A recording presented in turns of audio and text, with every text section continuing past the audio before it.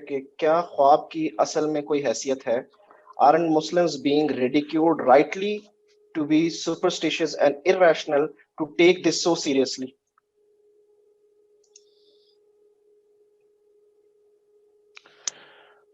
Okay, yeah, we will be ridiculed.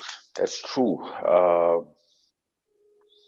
The more science is going to be propagated in the intellectual realm اور والی faculty کے اوپر زیادہ dependency دکھائی جائے گی، جس میں کہ matter and all of those things which can be felt by the 5 senses, جو 5 حصے ہیں ہماری، ان کے بھی ان سے اگر کوئی چیز میجر نہیں کی جا رہی، محسوس نہیں کی جا رہی، تو سائنس اس کو زیادہ ریکگنیشن نہیں دیتی، اینڈ زیادہ سے زیادہ معاملہ ایسا رہے گا. اور یہ اتنا ضروری سوال ہے کیونکہ یہ وہ واحد چیز ہے جو سائنٹسٹ جتنا مرضی سٹ پٹا لے، اس کو رات کو سونے میں خواب تو آئے گا. اب وہ جو مرضی کر لے، اس کو وہ ڈس پروو کرنے کے لیے جتنے مرضی ہتھیار نکال لے، جیسے ہی وہ اپنے جریدے لکھ لے گا، تھک کے سوئے گا، تو پھر اس کو خواب کو دیا جائے.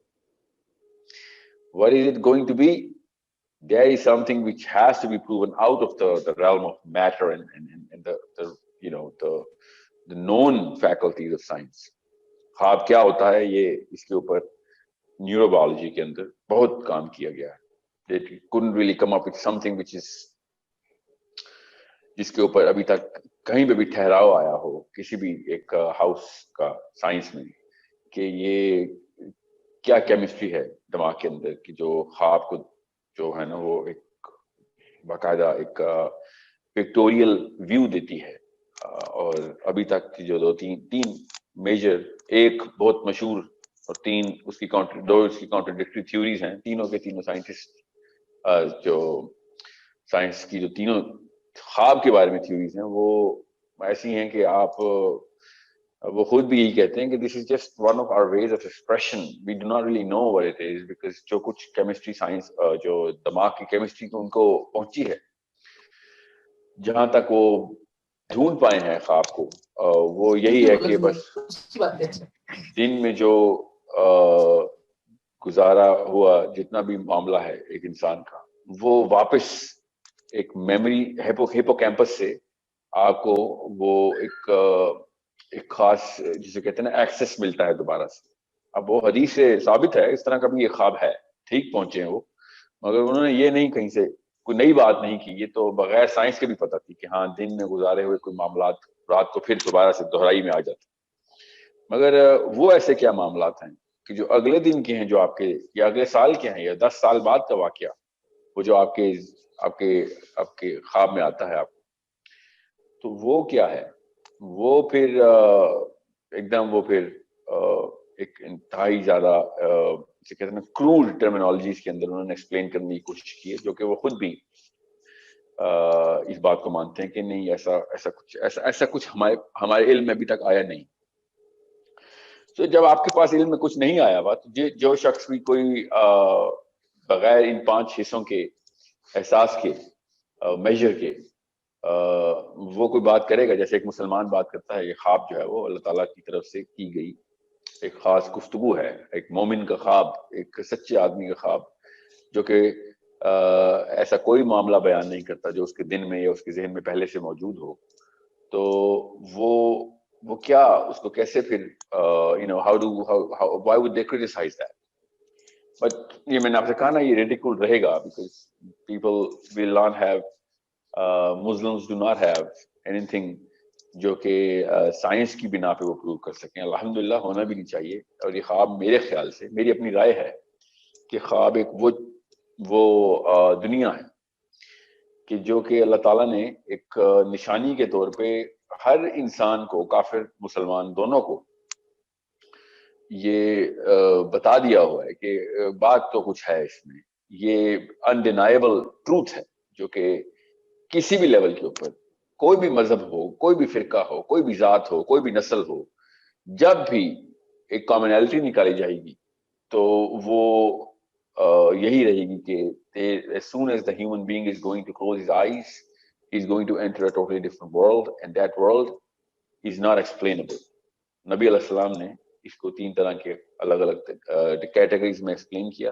ایک وہ کہ جو کہ آپ کے ذہن میں کوئی ایسی چیز جو کہ دن کے دوران آپ کو آئی تو وہ رات کو آپ کو دوبارہ سے نظر آ گئی. اور دوسرا شیطان کا وہ والا حربہ جو آپ کے اوپر اس نے کوشش کی کہ چلا دے, شیطان کا وہ حربہ, تو وہ جو ہے وہ اس نے کوئی ایسا کوئی معاملہ کرنے کی کوشش کی آپ کے ساتھ.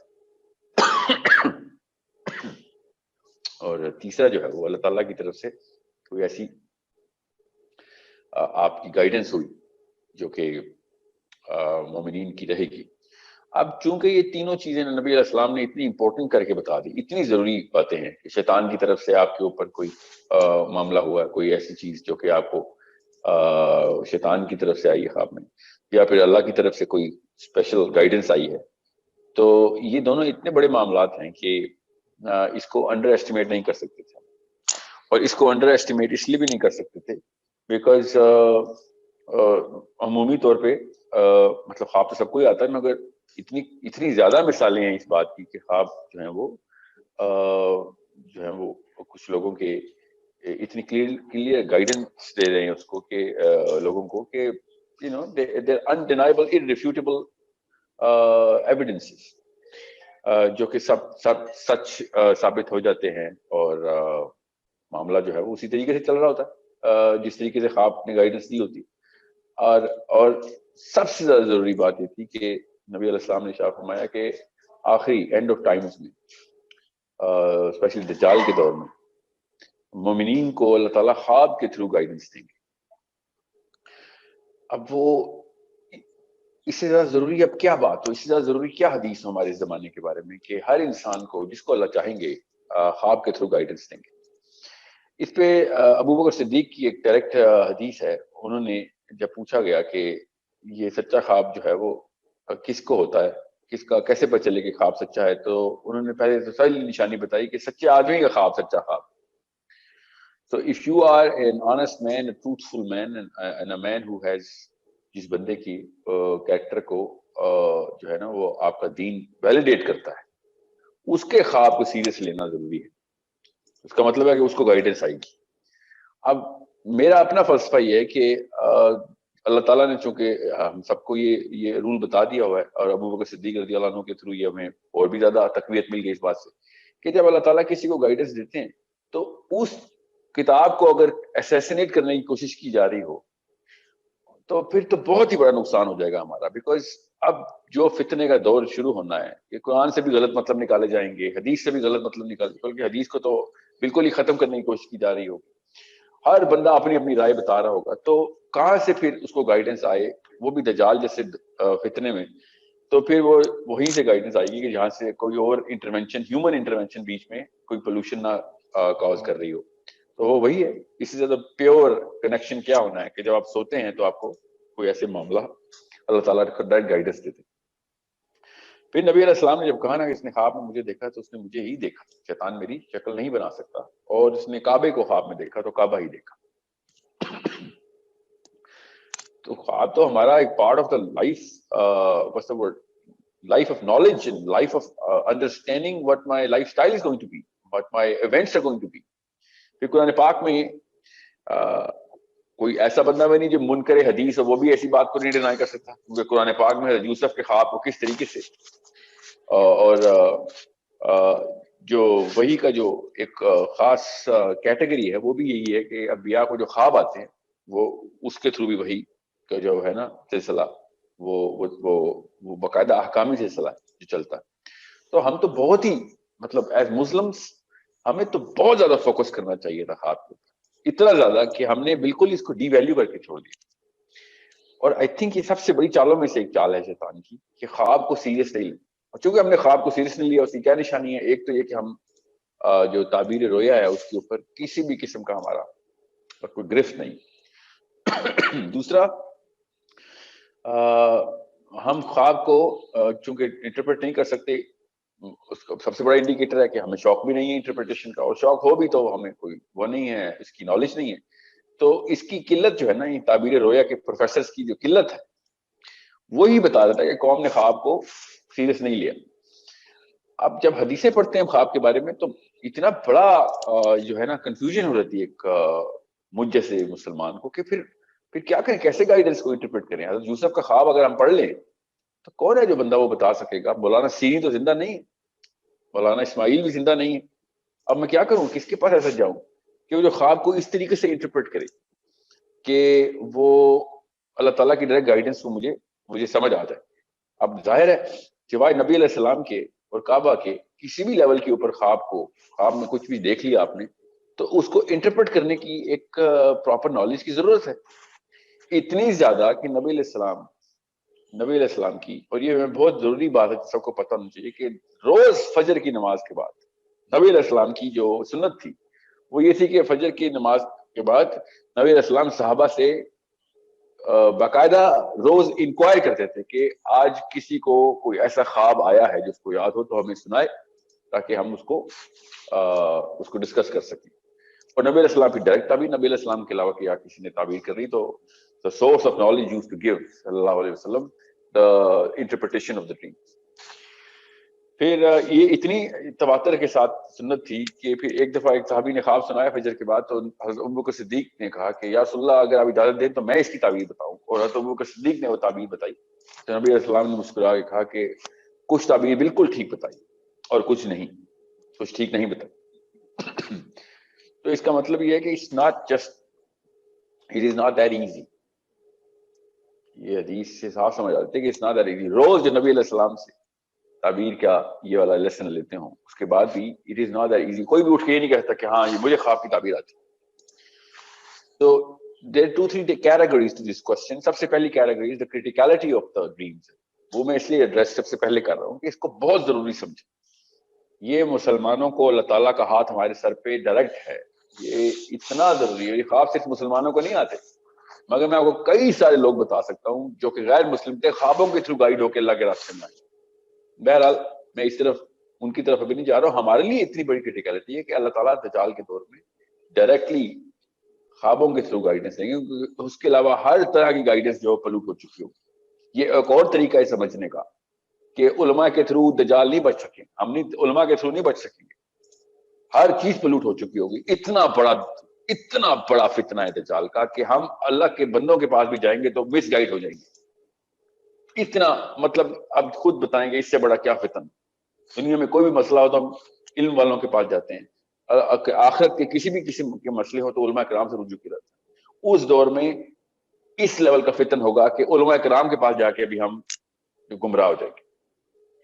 اس لیے نبی علیہ السلام نے کہا کہ کسی بھی لیول کے اوپر جب فتن اتنی لیول پہ پہنچ جائے تو اللہ تعالیٰ گائیڈنس نہیں چھوڑیں گے آپ کی، اور خواب کے تھرو گائیڈنس دیں گے. اس میں تو کوئی تعلق واسطہ نہیں کسی اور ہیومن انٹرونشن کا.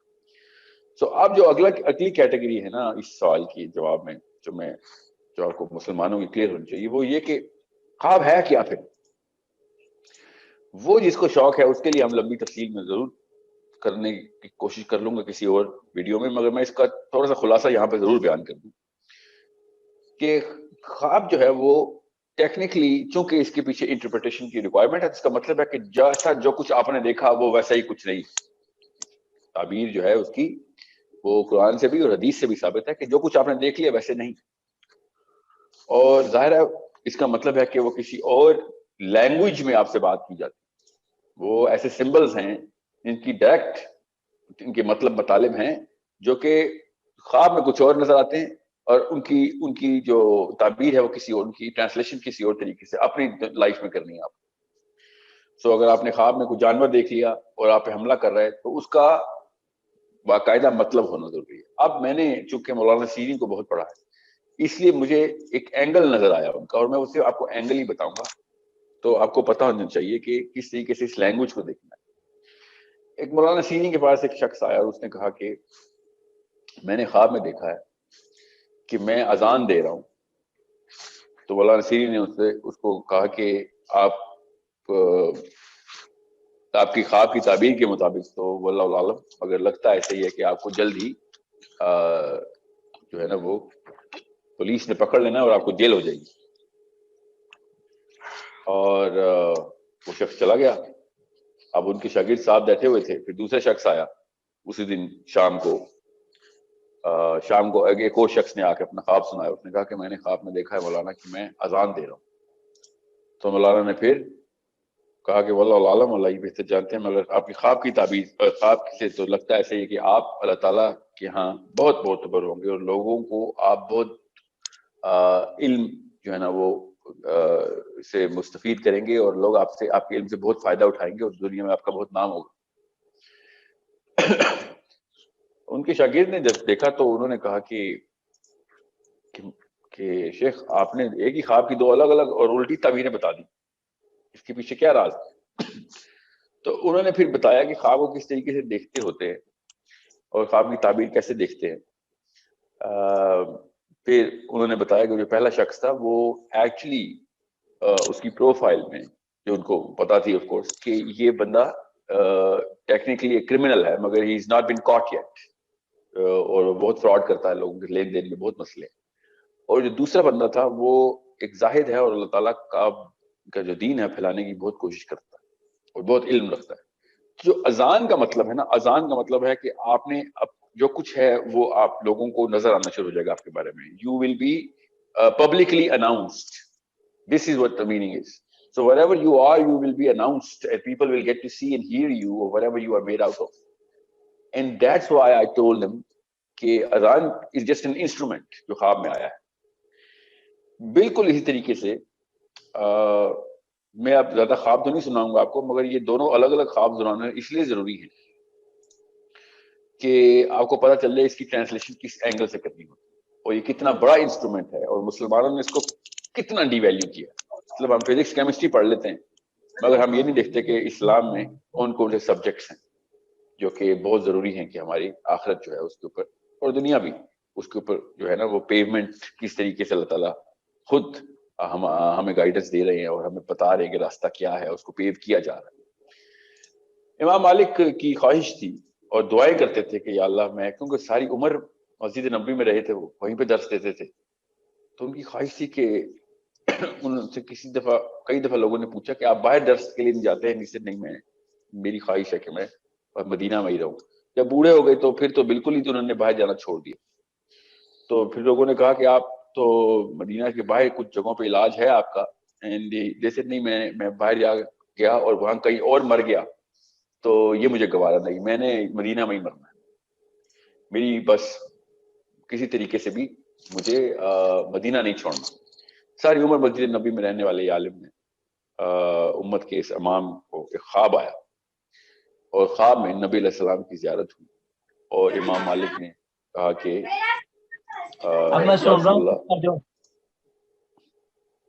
یا رسول اللہ مجھے مدینہ چھوڑنے کے لیے کہا جاتا ہے مگر میں مدینہ نہیں چھوڑتا تاکہ میں کہیں میری موت باہر نہ آ جائے.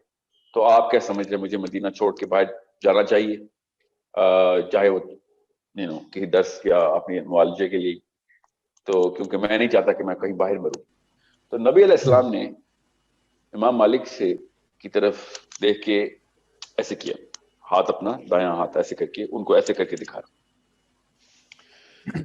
اور امام مالک نے خواب دیکھا اور اسی وقت اپنے غلام کو یہ خواب لکھ کے دیا اور ڈائریکٹ بصرہ بھیجا مولانا سیری کے پاس. اب دیکھیں امام مالک سے بڑا ہی کیا نام ہونا ہے، امام شافعی کے ڈائریکٹ استاد. مولانا سیری جو ہیں وہ امام امہ نہیں ہیں، وہ تعبیر رویا کے پروفیسر ہیں. امام مالک جو ہے وہ تعبیر قرآن اور حدیث کے پروفیسر ہیں. غور سے سمجھیے گا اس بات کو. مگر مولانا سیری کی اس لیول کی ریسرچ تھی اس چیز کے اوپر اور اتنی گرشت تھی ان کو کہ امام مالک نے اپنے غلام کو ان کے پاس بھیجا کہ جاؤ جا کے میرا خواب سناؤ، مگر کہا کہ یہ مت بتانا کہ کس کا خواب، بس خواب سناؤ اور تعبیر لے آؤ. اب میں نے آپ کو جان کے وہ اذان والا خواب پہلے سنایا جو کہ دو الگ الگ بندوں کو آیا تھا. تو وہ غلام گیا بصرہ، مدینہ سے بصرہ جانا اور پھر واپس آنے میں وقت لگتا ہے، اور پیچھے سے امام مالک کی جو علالت تھی وہ اتنی زیادہ تھی کہ وہ بڑے رسک لے رہے تھے کہ جلدی سے مجھے خواب بتاؤ اس سے پہلے کہ میں مر جاؤں. بہرحال وہ غلام بصرہ پہنچا. بصرہ میں جو ہے وہ مولانا سیری کے ہاں حاضر ہوا اور انہوں نے کہا کہ ہمیں آپ سے خواب کی تعبیر پوچھنی ہے، بڑی دور سے آیا ہوں. تو امام مولانا سینی نے کہا مجھے خواب سنائیں، تو انہوں نے خواب سنایا.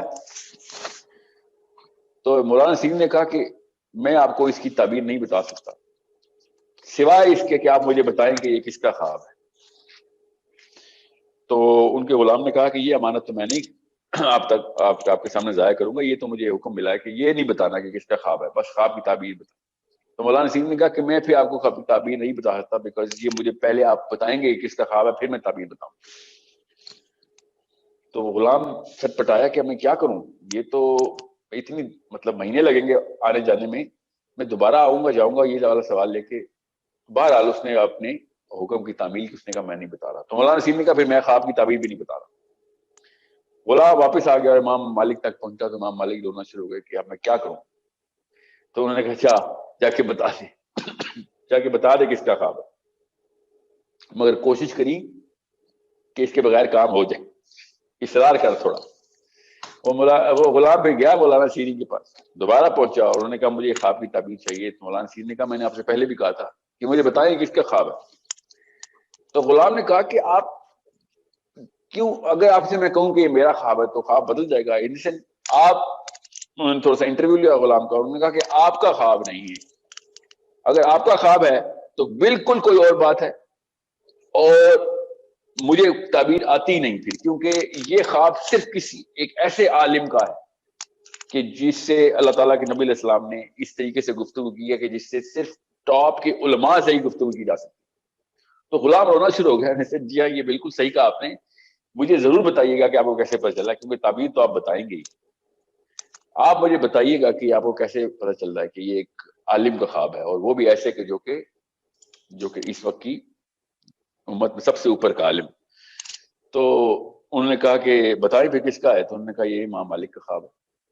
تو مولانا سینی نے کہا مجھے بھی لگتا تھا کہ امام مالک کا خواب ہے، مگر میں اب آپ سے اس طریقے سے پوچھ نہیں سکتا تھا کیونکہ آپ نے تہیہ کیا تھا، آپ نے نہیں بتانا. تو غلام نے کہا مجھے بتائیں اس کی تعبیر کیا ہے. تو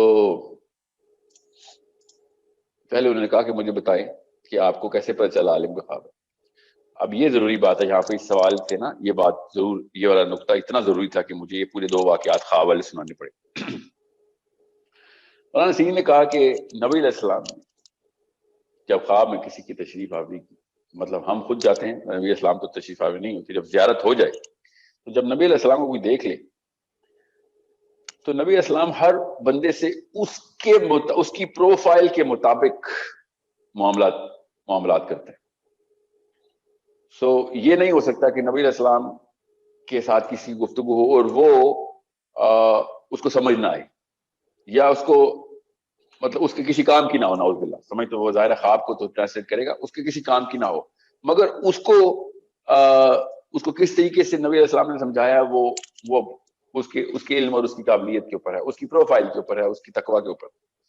تو یہ جو اللہ تعالیٰ کے نبی علیہ السلام نے جب اس طرح کہا ہے نا، تو یہ صرف ایک عالم کو ہی بتایا جا سکتا ہے کہ یہ خاص طریقے سے سمجھایا ہے نبی علیہ السلام نے ایک عالم کو کہ تجھے اس بات کا پتہ ہونا چاہیے. کیا پتہ ہونا چاہیے؟ کہ جو سوال تو مجھ سے پوچھ رہا ہے کہ کیا میں مدینہ چھوڑ کے جاؤں تو واپس آؤں، یہ سیف ہے، میں تو ادھر بننا چاہتا ہوں، یہ سوال تھا. تو نبی علیہ السلام نے اس طریقے سے اشارہ کیا کہ یہ وہ 5 چیزیں ہیں جس کا اللہ نے مجھے علم نہیں دیا کہ کون کہاں پہ مرے گا، یہ ان میں سے ایک چیز تو مجھ سے پوچھ رہا ہے. یہ بہت غور سے سمجھے گا اس بات کو، کیونکہ یہ بات خواب کی کیٹیگری کو انڈرسٹینڈ سمجھنے میں بہت ضروری ہے کہ آپ کو پتا ہو کہ خواب کو دیکھنا کیسے. اب میں آپ کو 10-12 اور خواب سناؤں تو یہ بہت کلیئر ہو جائے گا، مگر وہ 50 منٹ خالی خوابوں میں ہی نکل جائے گی. مگر آپ کو یہ بتانا اس لیے ضروری ہے کہ آپ کو پتا ہو کہ جب ایک خواب کو ہم جب تک اس طریقے سے سیریس نہیں لیں گے جس طریقے سے اللہ کے دیے کہ کسی بھی پیغام کو سیریس لیتے ہیں، تب تک ہم اس کیٹیگری کو سیکھنے کی کوشش نہیں کریں گے. اب وہ انٹرنیٹ پہ بیٹھے ہوتے ہیں، مائی اسلامک ڈریم انٹرپریٹیشن کے اوپر امت روز اپنے خواب لکھ رہی ہوتی ہے. At least they are taking it seriously, even though that's not the right way to actually understand کہ خواب کیا ہوتا ہے. So make sure کہ ہمیں پتا ہو کہ جب دجال کا وقت ہوگا تو ہم اس طریقے سے ایک خواب کے اس معاملے کو سمجھنے کی کوشش کریں, ورنہ گائیڈنس آ رہی ہوگی اور ہم لے نہیں رہی ہوں. جیسے قرآن سامنے اور پڑھ نہیں رہے, اس طریقے سے دجال کے دور میں گائیڈنس خواب میں آ رہی ہوگی اور ہمیں پتہ ہی نہیں ہوگا کرنا کیا. کیوں؟ کیونکہ ماں باپ نے وہ سیریسنس ٹھہرائی نہیں ہوگی ذہن میں بچپن میں. تو جب تک اپنے بچوں کو اس طریقے کے اوپر پراپر لیسنس کے ساتھ ایک لائف سٹائل کے طور پر نہیں بتائیں گے, کیونکہ 6-7 گھنٹے روز آپ کا بچہ خواب میں ہوتا ہے, ہم سب انسان, وہ والے 7-8 گھنٹوں میں گائیڈنس کا جو سلسلہ ہم نے روک دیا, وہ سبجیکٹ پڑھاتے ہی نہیں, ہم نہ پڑھتے ہیں. So understand how important this category is. جب اللہ کی گائیڈنس نے آنا ہے تو پھر ابھی میرے ذہن میں ایسے ایسے واقعات ان خوابوں کے بارے میں آ رہے ہیں کہ it's not a, I mean it is so clear if you read, اگر آپ پڑھیں اس معاملے کو over the period of over the course of the history, جو کہ صحابہ کے ساتھ ہوئی, تابعین کے ساتھ ہوئی, اور تب آپ کو پتہ چلے گا کہ ایسے مولانا سیرین کی خواب کی انٹرپریٹیشن کا کسی نے ان سے کوڈ پوچھا تو انہوں نے کہا کہ میں قرآن پھر اللہ کے نبی علیہ السلام کی سیرت اور پھر صحابہ کے ساتھ ہوئے کسی بھی واقعے کو سے استنباط کرتا ہوں, استدلال کرتا ہوں کہ کورس ورک ہمارے پاس ہے, جو واقعہ ادھر سے میں انٹرپریٹ کر سکتا ہوں صرف وہی کروں گا, بس اس کے علاوہ مجھے اور کچھ نہیں آتا. سو وہ قرآن پاک کے تھرو ہی ان تمام معاملات کو دیکھتے تھے. اب ہم قرآن پاک پڑھتے ہیں کہ کتنی سپارے ہیں اور کتنی آیتیں ہیں اور اتنی برکت ہے اس میں. وہ قرآن پاک کو دیکھتے تھے کہ اس میں اللہ تعالیٰ کس زبان میں کیا میسج دینے کی, کس بندے کو کہاں پہ کیا میسج دیا گیا, کتنی سختی کی آیتیں, کتنی نرمی کی آیتیں, کتنے معاملات کے اوپر. میں آپ کو لسٹ میں جاؤں تو 2 گھنٹے لگا دوں کہ قرآن پاک میں کیٹیگریز کتنی ہیں اس بیان کی, اور اس معاملات کو کس طریقے سے کس کانٹیکس میں دیکھا جاتا ہے.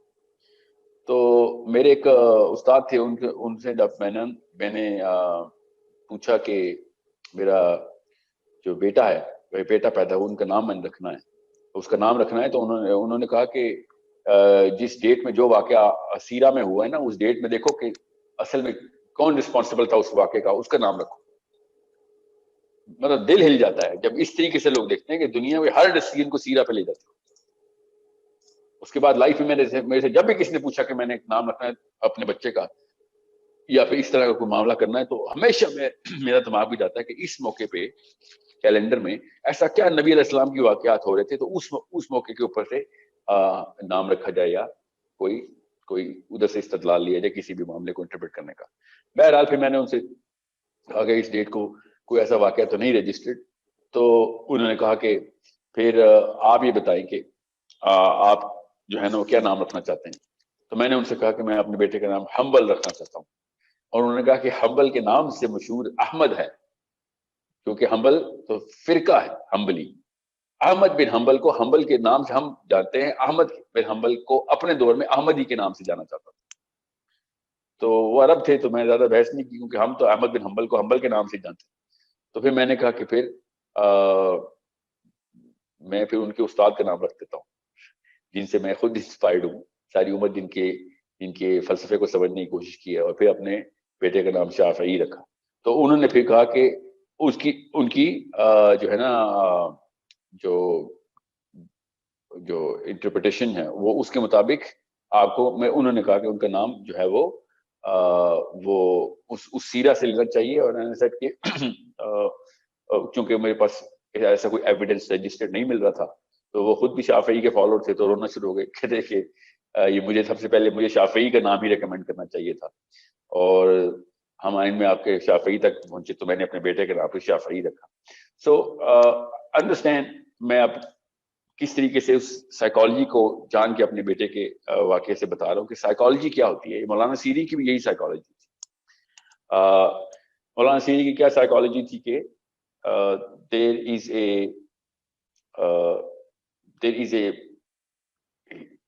like a library. There is a library of the history of what Sahabas were doing and talking about and going through, what Nabi alayhi salam was going through, what the Quran was, when the Quran was being revealed. ان تمام تر واقعات کو ایک encyclopedia کے طور پر لیتے ہیں اللہ کے یہ بندے, اور اس انسائکلوپیڈیا میں سے اس گائیڈنس کو انٹرپریٹ کرتے ہیں, rather than علم نجوم کا فائدہ اٹھائیں یا پھر کوئی کاسمولوجی کے اندر جائیں اور ستاروں کی چال دیکھ رہے ہوں، نعوذ باللہ، ایسا کچھ نہیں کرتے تھے. جتنے بھی تعبیر رویا کے پروفیسر تھے وہ ہمیشہ سیرہ سے تعبیر رویا لیتے اور ابھی بھی ایسے ہی لیتے. سو یہ خواب صرف وہ نہیں ہے جن کی میں بات کروں جس میں نبی علیہ السلام کی زیارت ہو جائے گی. خواب وہ بھی ہیں جس کا کوئی بھی تعلق کعبہ سے یا نبی علیہ السلام کی زیارت سے نہ ہو مگر گائیڈنس ہو اس میں. سو یہ اتنا ضروری ہے کہ آپ کو اس کی سیریسنس پتا ہو، اور اگر پتا ہے تو پھر آپ اس کی ڈی کوڈنگ کی طرف علم والوں سے رجوع کریں گے. اور یہ ہر بندے کا فرض ہے کہ اپنے بچوں کو وہ اسی طریقے سے اس سائیکالوجی کے اوپر لے کے آئے کہ خواب جو ہے وہ کتنی بڑی اور کتنا بڑا احسان ہے، اور کتنا ضروری جو حصہ ہے ہماری زندگی کا، اور نہ صرف ہماری زندگی کا بلکہ ان تمام لوگوں کا کہ جن کے اوپر جو ہمارے اوپر ڈیپینڈنٹ ہیں یا پھر ہمارے بعد آن لائن جنہوں نے. اس بندے نے ایک کتاب لکھی تھی اور 1000 سال تک گائیڈنس دیتی رہی. فار ایگزامپل ایک امام غزالی کی کتاب لے لیں، تو جب انہوں نے کتاب لکھنے کا فیصلہ کیا تھا تو ان کی سائیکالوجی ایسی تھی کہ آگے کے بندوں کا فائدہ ہوگا. سو یہ بہت ضروری چیزیں ہوتی ہیں کہ ہم لوگوں کا سوچیں گے تو ہمیں پتہ چلے گا، امت کا سوچیں گے تو ہمیں پتہ چلے گا کیا چیز ضروری ہے کیا چیز نہیں. اور اس طرح کی کیٹیگریز کو اس لیے بھی ایک جو ہے نا سپریس کر دیا گیا کہ because it's a very personal thing. When a dream comes to a human being he thinks it's just about me. No, it's not about you. A dream comes to you as a guidance for millions of people, maybe even billions of people. And some people have just made this, a few people have made this to be taken so lightly. اور ہمیں بڑے بڑے خواب آ جاتے ہیں اس کے بعد ہمیں پتہ ہی نہیں ہوتا کہ اس کو کیا پتہ. مطلب خواب وحی کا 46 حصہ، تو مومن کا خواب وحی کا ایک حصہ ہے، وحی کا ایک حصہ ہے. نبی علیہ السلام کو جو اللہ کی طرف سے وحی آتی تھی اس کا ایک بہت چھوٹا حصہ ایک مومن کو خواب آنا. تو یہ کچھ چھوٹا معاملہ ہے، وحی کا سلسلہ ابھی بھی نہیں رکا. اس کا مطلب ہے ظاہر ہے ایکسپونینشلی ایک آیوٹا کے لیول پہ ہی رہ گیا، مگر مومن کا خواب وحی کا ایک خاص حصہ ہے.